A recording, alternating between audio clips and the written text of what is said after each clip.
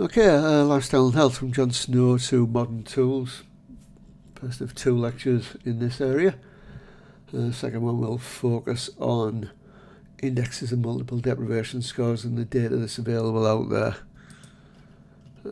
Okay, so it's a little bit of history. We'll talk about John Snow, which isn't the chap from the television. Look at a particular survey that was done a couple of years ago and talk about linkages to wider health issues. So it all started with the lady with the lamp, Florence Nightingale, who's perhaps best known in the public imagination as the lady with the lamp, referring to her nursing during the Crimean War. If you haven't heard of that, it was a conflict between Great Britain and Russia from October 1853 to February 1856. The lady with the lamp is a misunderstanding of her role. She was really a hospital manager. In fact, she invented the modern hospital. And she was a pioneer in using data, which is what we're going to talk about here, and data visualization to understand health issues, in this case the causes of death during the war.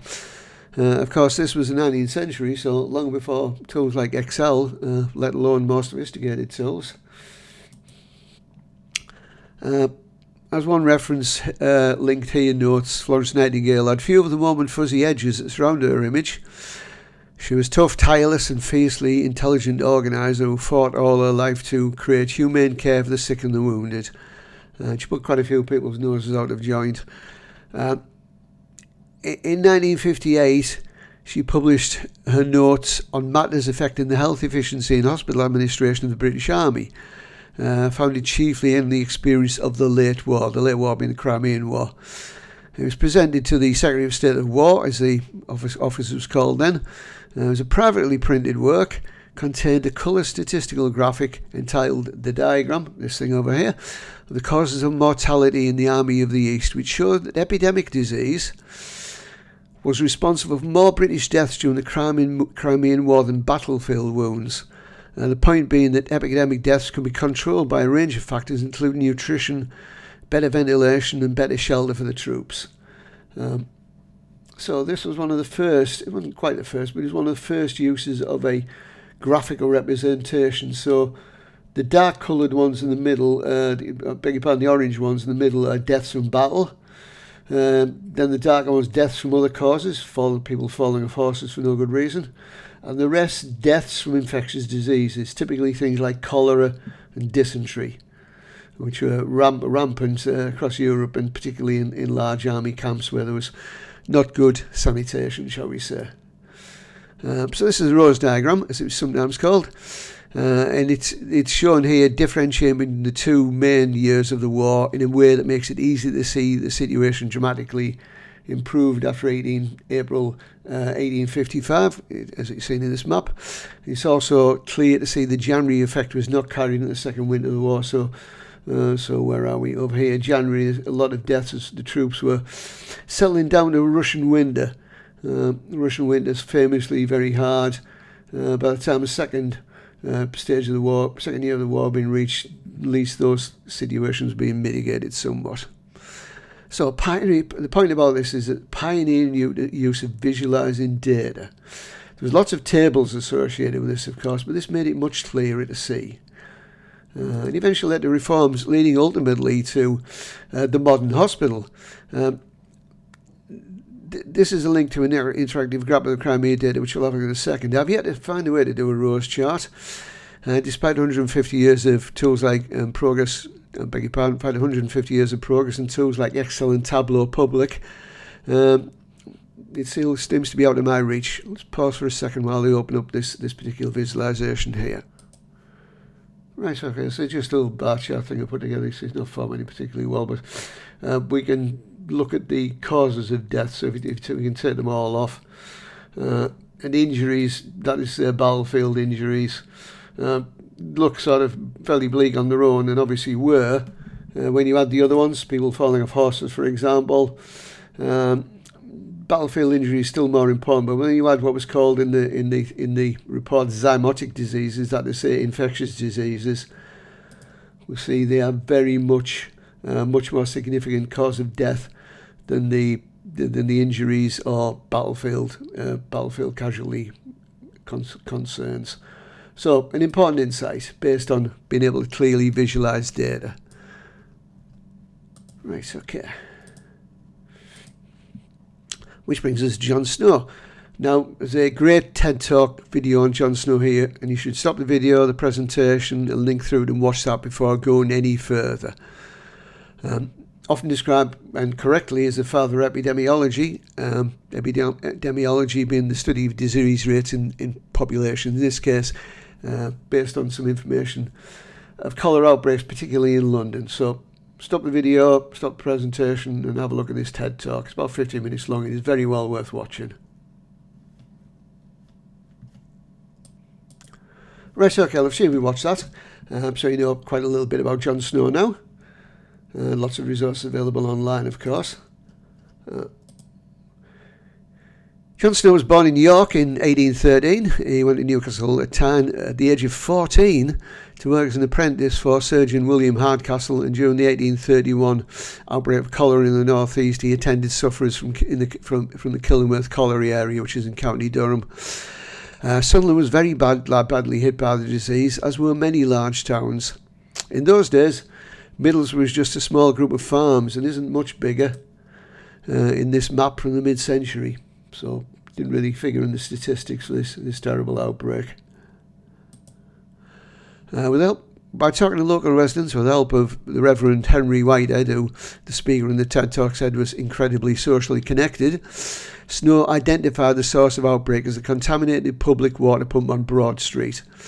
He did this by mapping deaths from cholera and noted they were mostly from people whose nearest access to water was a Broad Street pump.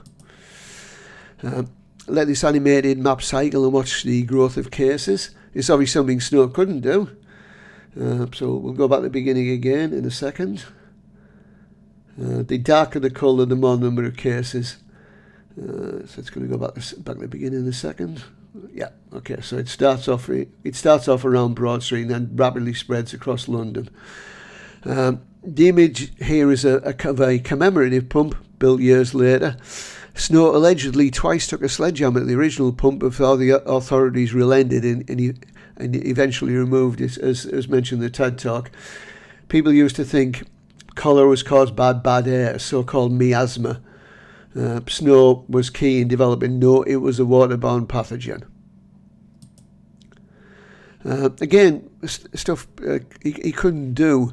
Using modern mapping, we can examine the outbreak in many different ways. So he's at a street plan of London around Broad Street in Snow's day, to which we can add where the water pumps are dynamically. This is using a piece of software called ArcGIS. Then we can add the deaths from cholera. And if you look at them in a temporal sequence, you see the dew spread out from the Broad Street pump, which is this one here. So there's a visualisation available online. It's linked in the notes. I'll just pause the video and open that up. Right, okay, so this is an ArcGIS, which I've certainly played with in the past, and it's got some good tools in it. Not just this one. Those of you who may remember my beef thing from the first year, that was done using ArcGIS. So there's information there. It's telling you what the legends are. The bigger the circle, the higher number of deaths. And the point about these things is a number of layers. So we can turn these off one by one. We can turn off Jon Snow's map, which there's London as it is today. We can impose Jon Snow's map. We can add the water pumps. Again, Broad Street there. We can add the deaths. Take off the spatial mean of the outbreak. Not quite sure what that's telling us. I'm sure it's noted somewhere. So there we are. Another dynamic use of data presentation.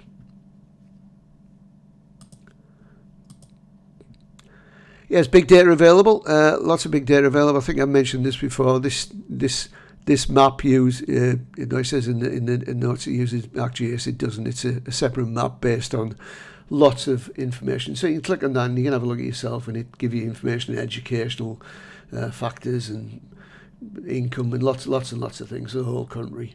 Have a look at that yourself. Based on the census. The census is just started again now. I completed a census form the other day. Not everyone's been sent one this time, but I've certainly done mine. There's just one I did, again, an interactive map using ArcGIS, looking at dietary iron across the world, whether people get their dietary iron from animal or plant sources. So again, you can have a look at that if you're interested, just as a tool for using Tableau Public. This is something I'm going to do a separate video on. It's again using Tableau Public, which a group of other people have done, and it's a really terrific tool for looking at what we call indices of deprivation, which is going to be the subject of the next lecture. And then I'll do a separate one on using this tool and how to get information out of it. Okay.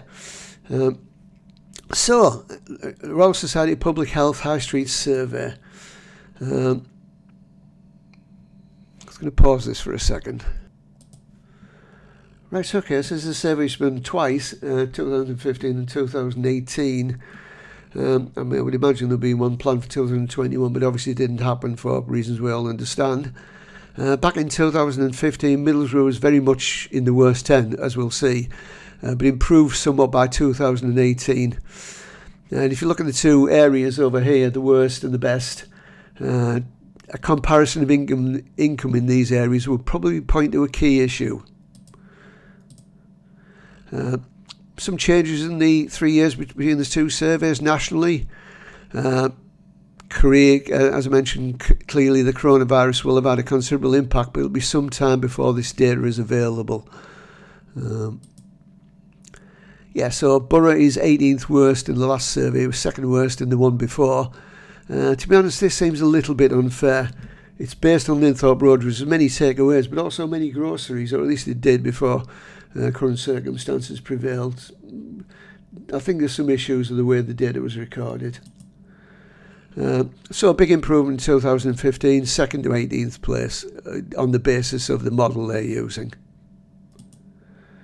They describe it as a Richter scale of health, moving on. The research looked at the health impact of a range of high street outlets. The 2018 extended the 2015 analysis to include vape shops, convenience stores, off-licenses, cafes and empty shops, and use this measure to rank Britain's major towns and cities by the impact of their high streets on the public's health and well-being. A key finding was the proliferation of empty shops around Britain's high streets, which has no doubt increased over the past year. They're clustering in more deprived areas, and the negative impact they can have on community well-being and spirit, resenting a decline in community assets. That's taken straight from the report, and it all seems reasonable enough. And there's Linthorpe Road KFC. These are the categories used. Broadly, blue is good, green pretty good, red bad. Again, Linthorpe Road may have suffered, for example, because the main library and the Dorman Museum are not actually on Linthorpe Road, if hardly adjacent. These are the stated motivations about the way that the study was done. You can read up on the study yourself. There's plenty of links if you're interested. Scoring system used. Review it and have a think about the relative weightings used. Do you agree with them? It is interesting, for example, that vape shops get such a high score, yet convenience stores get 0. Maybe have a little think about that. Why? And have a look at the justification online and see if you agree with it. I'm far from convinced that I do. This is how the scoring was done, based on that equation. There's also this Gazette article, which was done a while ago, suggests the situation is more complicated than the report seems to have encompassed. So we'll pop that up when we stroll down Linthorpe Road. More people about when this was done a couple of years ago. So there are a lot of takeaways, and life is certainly tough for some people. Very different now, of course. Still tough, but it looks very different. And crime, old meets new. Definitely multicultural, and there's lots of people running greengrocers and things like that. And there's a well-known local figure. Lots of people going shopping. Expensive clothes. Albert Park. Again, Albert Park is not on Linthorpe Road, so I do wonder whether it was actually included in the survey. It's obviously a very big park with Brian Clough on his way to work there. So I do worry a bit. Again, Dorman Museum, not actually on Linthorpe Road. Various other things there. You can have a read of that yourself if you're interested. Okay, so let's move that out of the way.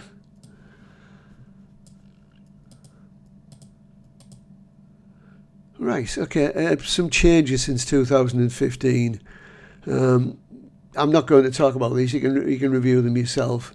Again, things have changed a lot since 2018, and particularly in the last year. These are the slides summarising the changes. The rate of pub closures was accelerating even before the crisis. Again, some other ones. Yeah, convenience stores given 0, which is, I think, is a little bit harsh. What do you maybe have a different view on that? Vape shops, and they're going to score a +3, ostensibly because they a community people meet there. I'm far from convinced about that. Okay, linkage to wider health issues. As we mentioned, there's a correlation between income and these issues. And when we look at the IMD score, which we'll talk about IMD in the next lecture, we'll see the situation is far more complex than at first glance. It appears to be worse than average, but that isn't true of the whole town by any means. These data are quite striking, suggesting a strong correlation between living near a healthy high street and life expectancy, with the converse also applying. Again, it's worth bearing in mind the high street score is probably an associated factor linked to key issues like income and employment levels.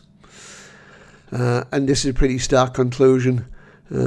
As a high street score increases, deprivation scores tend to decrease, and the opposite is true. So recommendations from the report, very similar to those from the 2015 version. Again, you can read the report if you're interested, maybe for a project.